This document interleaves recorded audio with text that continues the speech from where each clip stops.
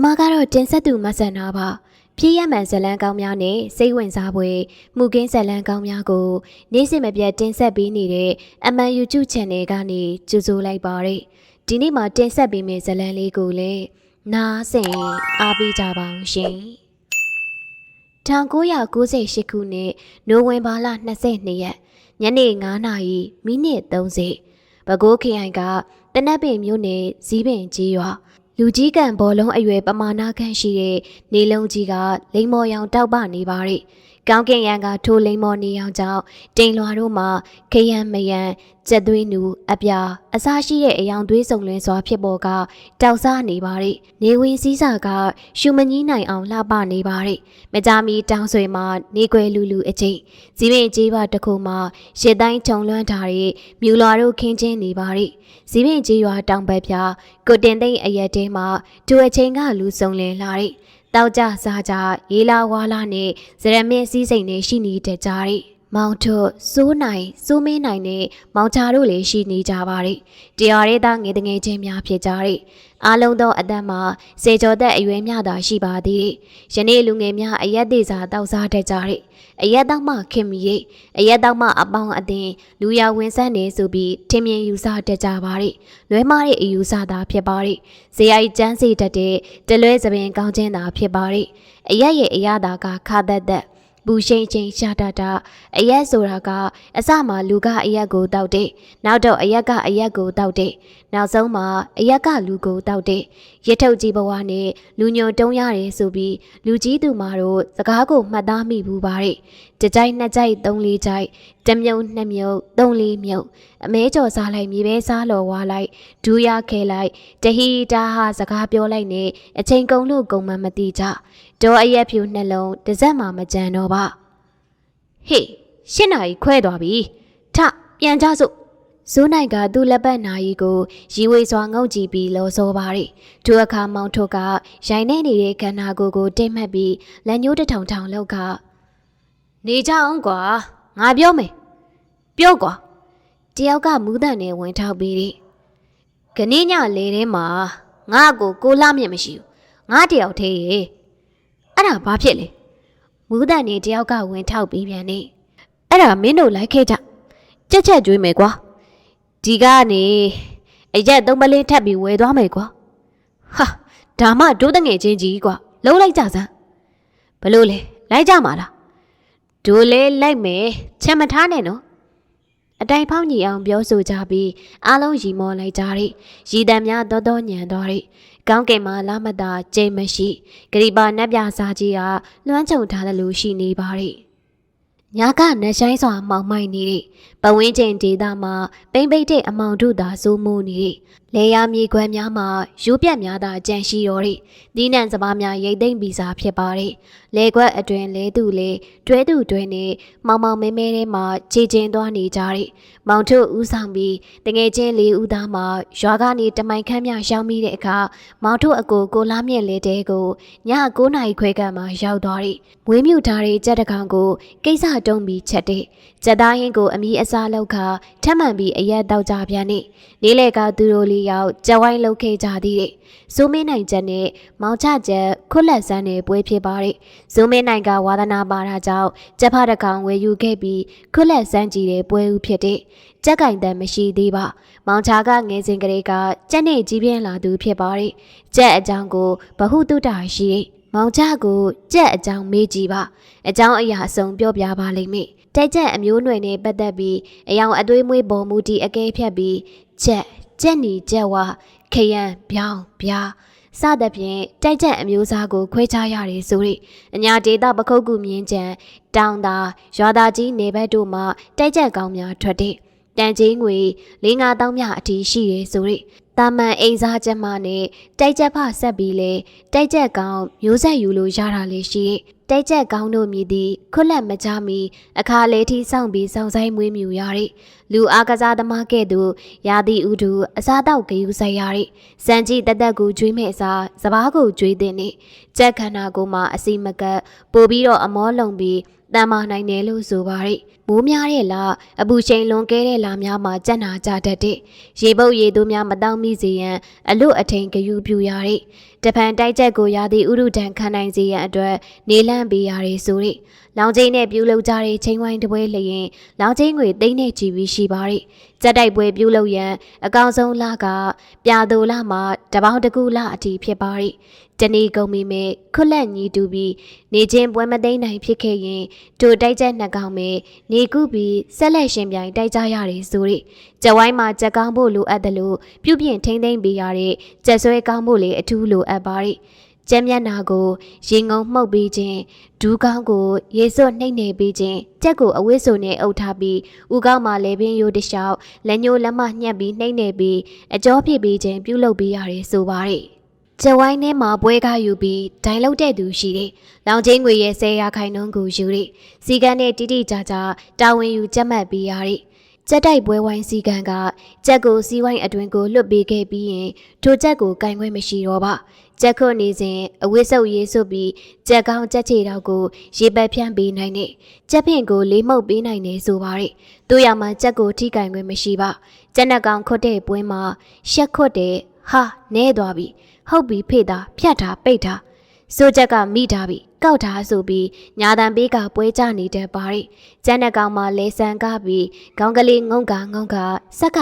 တလုံးလုံးနဲ့ကြွေတလဲကြက်တကုံတောင်မှန်ချင်းညက်ရိုက်လိုက်ခြေထောက်နဲ့ခုံကန်ညှက်လိုက်နဲ့ရေကုံရေခန့်တိုက်ပွဲဝင်နေတာကိုတွေးမြင်ဘူးကြရတဲ့ကြက်ကိုကင်ခွင့်ရတယ်ဆိုတာကကြက်ခွနေစဉ်ကြက်အမီနဲ့စီးကန်းကိုထောင်းမိရင်တော့၎င်းခုနေလျက်ကစီးအပြင်ဘက်ရောက်ရှိခဲ့ရင်တော့၎င်းကြက်ကိုကင်ခွင့်ရှိပါတယ်ပြင်ဆင်ခွင့်ရှိတယ်ဆိုပါတယ်ကြက်ပြင်ဆင်ခွင့်ဆိုတာကကြက်တောင်နဲ့ကြက်ပါးစက်ထဲမှာချွဲတလိပ်များကိုထုတ်ပေးခြင်း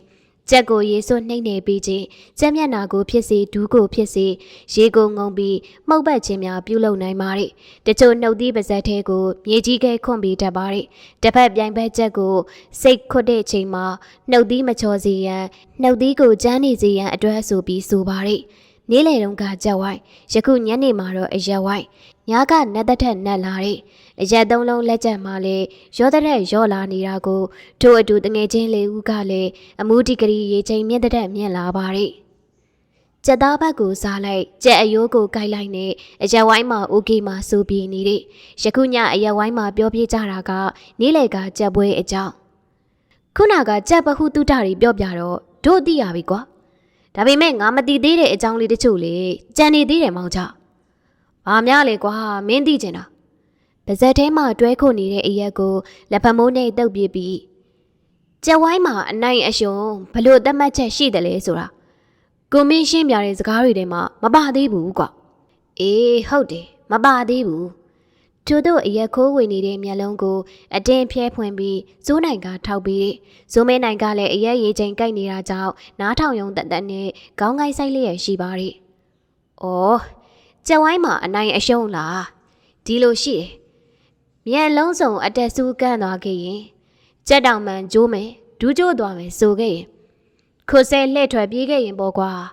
အဲ့ဒီကြက်ကအရှုံးမယ်ဒါဆိုရှုံးရောလားကွာအေးရှုံးတယ်။အော်ကြံသေးတယ်။ခုနေတော့ကြက်ဆွဲကကြက်ပြင်ဆင်ပေးနိုင်ခွင့်ကိုအခွင့်ကောင်းယူပြီးတော့ကိုကြက်ကိုရေပေးတယ်လို့နဲ့ထိမိကိုင်းမိရင်ဒိုင်ကတတိပေးမယ်။ဘာဖြစ်လို့တော့ကွာမူးတန်နဲ့ဇိုးမင်းနိုင်ကဝင်ထောက်မိတယ်။ကြက်ကိုတတိပေးတယ်လို့ဖြစ်တဲ့တွန့်ပို့လောက်ရကြတယ်။ဒါကြောင့်ကြက်ကိုရေတော့ပေးဖြန်ပြီးစွန့်နိုင်ပေမဲ့မထိရဘူးကွာ။အော်အေးမင်းတော်တော်ကြက်အကြောင်းကိုနားလဲတာပဲကွာမောင်ချရ။ဇိုးနိုင်ကမြောက်ပြောပင့်ပြီးတော့မောင်ချကသဘောအကြကြီးကြသွားဟန်တူပါရဲ့တဟဲဟဲနေရှိမောနေတဲ့အေးကြက်မှာအယိုးလိုစူတယ်မဟုတ်လားတကယ်တော့ပြင်ဖို့ကောင်းနေပြီကြက်မှာငါဆရာကြီးကွာဟာသူတို့အားလုံးအရက်ဝိုင်းမှာရေချိန်မြင့်တန်လာတဲ့ဝယ်လာတဲ့အရက်သုံးလုံးကုန်သွားတဲ့အရက်လက်ကျန်ပလင်းမှာမရှိတော့စိုက်နေတဲ့ဇိုးမင်းနိုင်ရဲ့ဦးကောင်းကထောင်မှတ်လာပြီးအာလေးရှာလေးတန်နဲ့မောင်ချကိုလက်ညှိုးငေါက်ထိုးပြီးအော်ကြက်စရာကြီးလားဒါကကြက်စရာကြီးလားထိုအခါမောင်ချကမူးတဲ့လက်နဲ့ဇိုးမင်းနိုင်ရဲ့လက်ကိုပုတ်ချရီဒီမှာတငယ်ချင်းမင်းချက်ကဒေါသပဲရှိတာခွတ်တက်တာမှမဟုတ်တာကွာ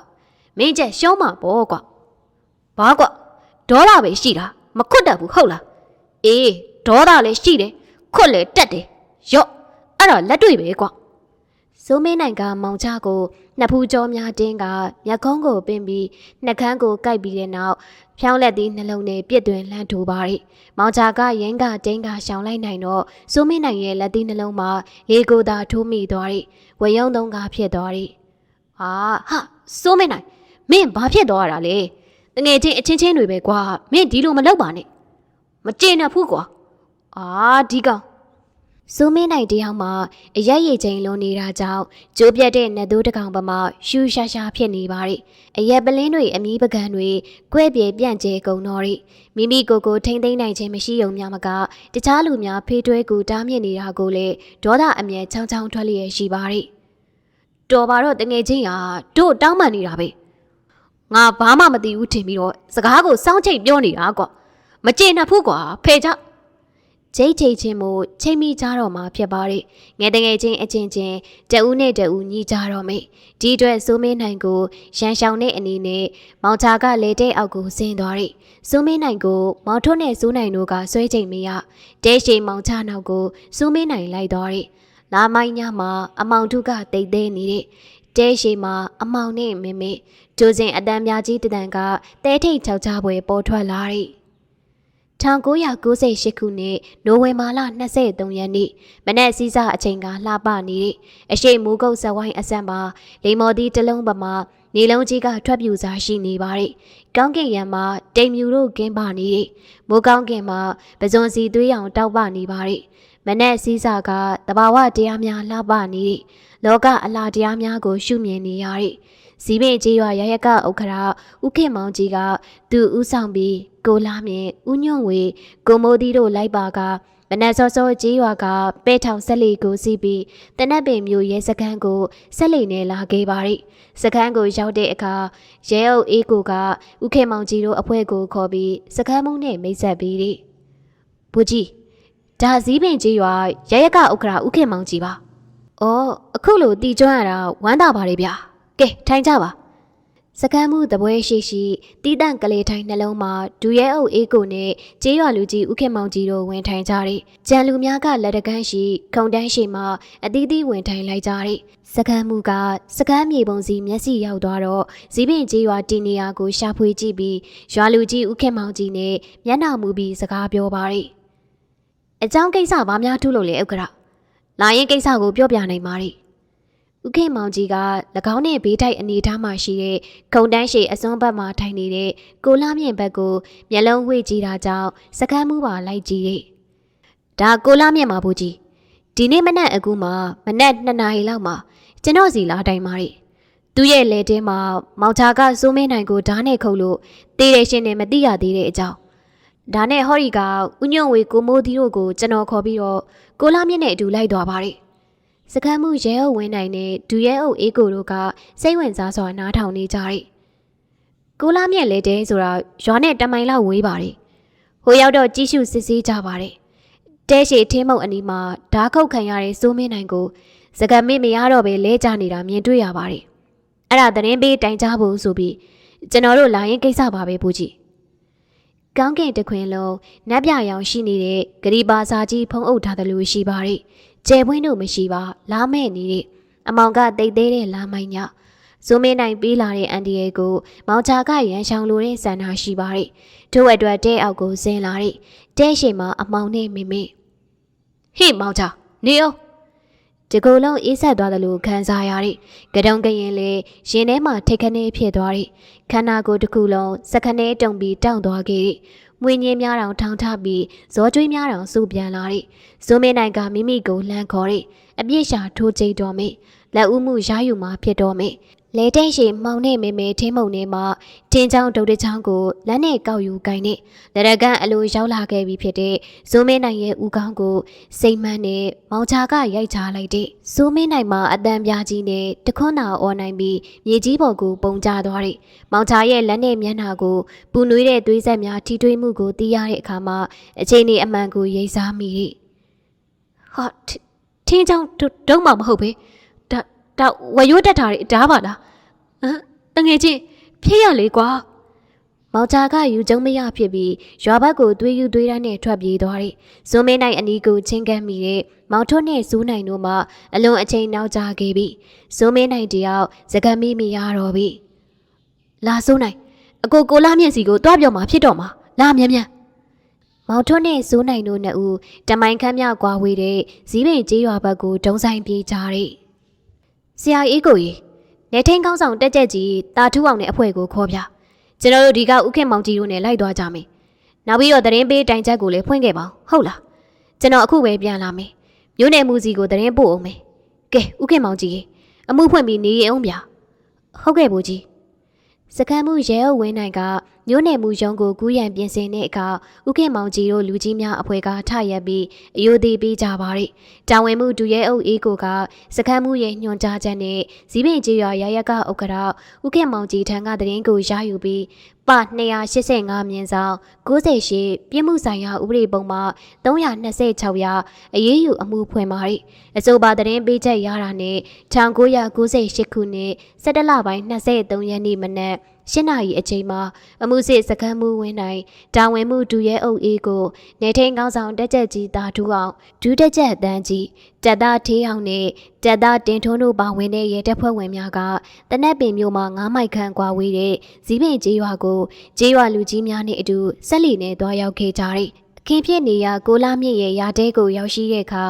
နေရာဒေသပတ်ဝန်းကျင်ကိုကြည့်ရှုစစ်ဆေးကြတဲ့တဲရှိထင်းပုံအနီးမှာလူငယ်တဦးကိုလဲကြားလေးရဲ့အနေထားနဲ့တွေ့ရတယ်။ထိုလူငယ်ကစိုးမင်းနိုင်ဖြစ်ပြီးတေဆုံးနေပါပြီ။စိုးမင်းနိုင်ကဦးခေါင်းကိုအရှိမြောက်ဖက်ကိုခေါင်းပြုပြီးလေပင်ကုတ်ဘူးမှာဓာတ်တိုင်ရတစ်ချက်နဲ့တေဆုံးနေတဲ့ရဲတပ်ဖွဲ့ဝင်များက